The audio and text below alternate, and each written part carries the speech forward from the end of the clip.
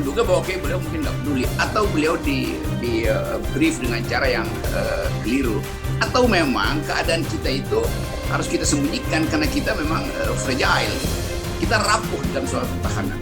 Jadi kalau Cina akhirnya melalui bocoran Reuters yang sebetulnya bukan bocoran karena itu udah jadi rumors, pembicaraan di Diapro saya dengar dari komunitas diplomatik itu. Jadi itu menunjukkan bahwa Cina akhirnya tahu potensi terakhir Indonesia di bidang pertahanan seberapa sih. Kan Cina membaca bahwa Indonesia memang lemah, cukup banyak pesawat, cukup banyak armada laut, tapi nggak ada amunisi.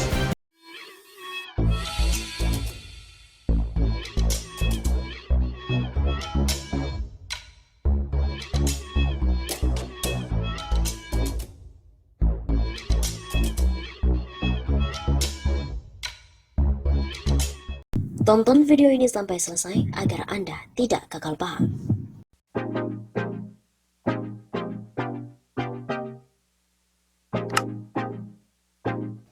Halo Sobat 651 Safa, kembali lagi bersama dengan kami untuk mengulas fakta-fakta perpolitikan dan juga informasi terkini di tanah air. Kacau jadi ancaman pertahanan untuk Indonesia. RRC disebut tahu kelemahan Jokowi. Cina disebut telah mengetahui kelemahan kabinet Joko Widodo yang membuat negara berjuluk tirai bambu itu berani untuk memberikan ancaman kepada Indonesia. Cina mendesak Indonesia untuk menghentikan aktivitas pengeboran minyak bumi di Laut Natuna Utara dengan klaim bahwa aktivitas yang tersebut itu berada di teritori mereka. Dilansir melalui YouTube Rocky Gerung, ia menyebutkan jika ancaman Cina kepada Indonesia berkaitan dengan dibacanya kekuatan militer dalam negeri. Intelijen Cina bekerja lebih cepat. Sebetulnya mereka tahu Indonesia ini belum dapat lampu hijau dari Amerika Serikat untuk membeli senjata, kata Rocky Gerung. Selain itu, soal persoalan berebutan wilayah, ada konflik lain yaitu mengenai intervensi militer. Sebelumnya Indonesia mengadakan latihan militer dengan tentara Amerika Serikat dan menuai protes Cina. Cina tahu kalau Indonesia itu lemah, jadi jika diancam secara kuat dengan terang-terangan, mengatakan ingin menguasai energi melalui desakan tersebut dan protes mengenai latihan bersama antara tentara Indonesia dengan Amerika Serikat. Ditambahkan oleh Rocky Gerung lagi, pemilikan Cina tidak hanya sampai pada intervensi militer terhadap Indonesia, tetapi negara yang dipimpin Xi Jinping itu tahu kelemahan kabinet Jokowi. Dia juga tahu bahwa ada saling sikut kabinet dan itu menjadi nilai plus Cina untuk meningkatkan ancaman. Jadi Cina memantau banyak detail dari masalah politik kita dan kita nggak punya kemampuan untuk tegas ke Cina sehingga Cina terus masuk. Begitu tuturnya. Mendesak Indonesia untuk menghentikan pengeboran di Laut Natuna Utara, Cina juga menginginkan Undang-Undang Cipta Kerja tetap berjalan. Isu mengenai kepemilikan sumber energi menjadi salah satu permasalahan utama bagi negara-negara di dunia. Terkait isu negara dari energi itu, Cina mulai melangkah dengan mengancam Indonesia untuk menghentikan aktivitas pengeboran di Laut Natuna Utara. Padahal Indonesia telah lama memiliki perusahaan yang bertanggung jawab terhadap sumber energi di Laut Natuna Utara. Desakan Cina yang meminta Indonesia untuk menghentikan aktivitas pengeboran minyak bumi itu merupakan klaim negara berjuluk tirai bambu terhadap Laut Natuna Utara. Cina memberikan klaim jika Indonesia melakukan pengeboran minyak di wilayah miliknya. Menanggapi hal itu dilansir melalui redaksi dari YouTube Rocky Gerung, ia menyebutkan jika ancaman yang diberikan Cina itu berkaitan dengan Undang-Undang Cipta Kerja.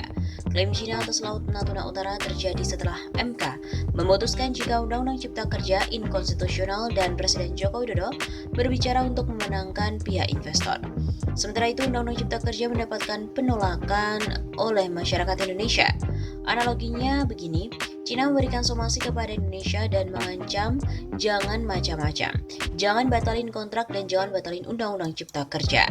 Dari situ sinyal kalau Cina minta untuk perpanjang Undang-Undang Cipta Kerja selama 2 tahun, kira-kira begitu analoginya. Menurut Rocky Gerung lagi, tindakan yang dilakukan Cina kepada Indonesia jika dilihat dengan kacamata politik global berhubungan dengan keinginan negeri yang dipimpin Xi Jinping itu supaya Indonesia tidak membatalkan Undang-Undang Cipta Kerja setelah adanya putusan dari MK. Masalah kita adalah kekuasaan mau menyembunyikan seolah-olah MK bekerja hanya untuk hukum, padahal tidak.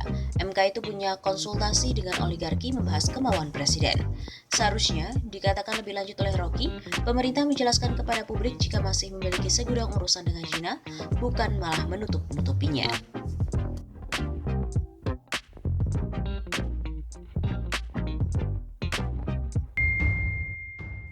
Wah, Cina bangun proyek litium di Sulawesi senilai 5 triliun rupiah.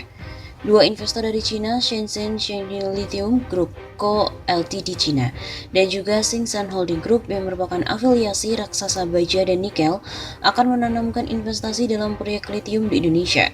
Dilansir dari Reuters, pabrik litium bernilai 350 juta US dollar atau hampir 5 triliun rupiah itu memenuhi permintaan baterai kendaraan listrik EV.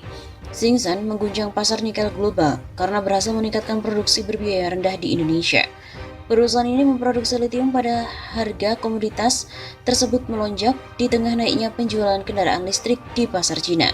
Cheng Xin menyatakan para mitra akan membangun pabrik untuk membuat bahan kimia litium di Morowali Industrial Park di Pulau Sulawesi.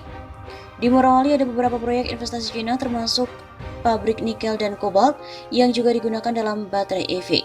Pabrik ini, kata Cheng Xin, dalam pernyataannya, seperti dikutip dari Reuters, akan menghasilkan 50.000 ton per tahun litium hidroksida dan 10.000 ton per tahun litium karbonat.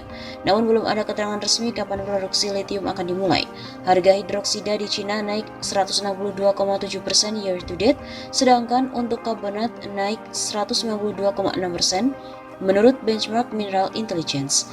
Cheng Xin mengatakan akan menguasai 65% saham dari perusahaan patungan bernama PT Chintok Lithium Indonesia. Sisanya yaitu 35% dikuasai oleh perusahaan yang didaftarkan di Singapura, Stellar Investment. Seorang pejabat hubungan investor Cheng Xin pada hari Jumat mengatakan Stellar adalah afiliasi dari Tsingshan. Tsingshan tidak menanggapi permintaan konfirmasi. Indonesia adalah penambang nikel terbesar di dunia, dan sejak tahun 2020 Indonesia melarang ekspor biji nikel. Pembangunan smelter di dalam negeri ditargetkan bisa menyerap lebih banyak sumber daya. Pekan lalu, LG Energy Solution Korea Selatan dan Hyundai Motor Group memulai pembangunan pabrik senilai 1,1 miliar US dollar untuk membuat baterai kendaraan listrik di Provinsi Jawa Barat, Indonesia. Cheng Xin tidak mengatakan dari mana pabrik litium akan mendapatkan bahan baku, namun analis Daiwa Capital Market Dennis mengatakan kemungkinan bahan baku berasal dari Australia.